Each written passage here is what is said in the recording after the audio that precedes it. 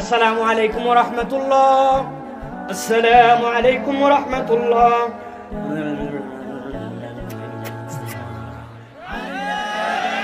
আসেনি বাবা, এইটা তো তাও গেল ফরজ নামাজ জামাতে, ব্যক্তিগত নামাজ তো আরো খারাপ।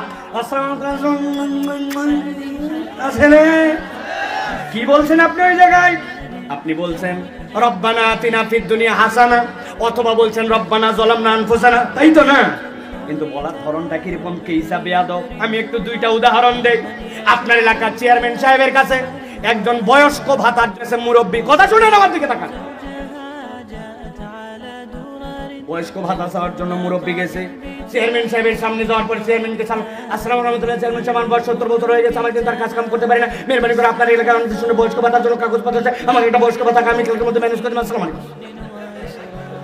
চেয়ারম্যান বলে ধরতে ব্যাক কলে ধরতো, ঠিক না?